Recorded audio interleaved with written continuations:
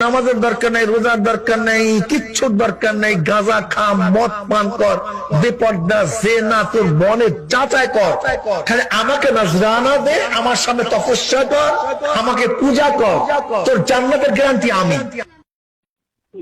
বাংলাদেশের একজন খাঁটি পীর কামেল চর্বনাই পীর কি বলছেন শুনছেন? আপনারা যদি শুনে থাকেন তাহলে ওনার কাজ মতো চলেন, উনি আপনাদেরকে পার করে নিয়ে যাবে, আপনাদেরকে জান্নাতে করে নিয়ে যাবে। পীরের আশায় থাকেন, আপনিও তো যাইবেন। পীরে আগে চিন্তা করুন পীরের সেদিন কি হবে। জান্নাতের গ্যারান্টি উনি। ভণ্ড, এই ভণ্ডদের কি হবে সেদিন?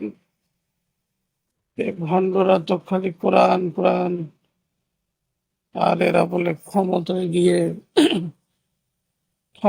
গিয়ে কোরআনের আইন চালু করবে।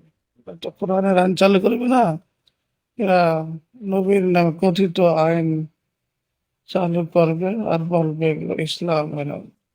সূরার মধ্যে এগুলো পাওয়া যায় না? তারা নিজ হাতে কিতাব লিখবে, বলবে এগুলো আল্লাহর পক্ষ থেকে এসেছে। সেদিন ধ্বংস হবে এদের।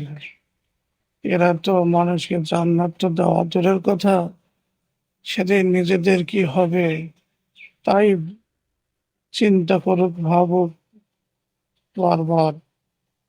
চোখ পলকহীন ভাবে তাকিয়ে থাকার আগে নিজেদের নিয়ে চিন্তা করুক। আর তো মুরিদদের এই ভণ্ড পীরের আস্তানায় থেকে আপনারা সকলে বেরিয়ে আসুন। এই ভণ্ডের নিজেদের কি হবে ওরা জানে না।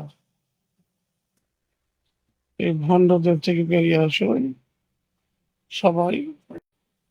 এই ভণ্ডদের আস্তানা ঘুরিয়ে দিন, জ্বালিয়ে দিন ভণ্ড পীরের আস্তানা।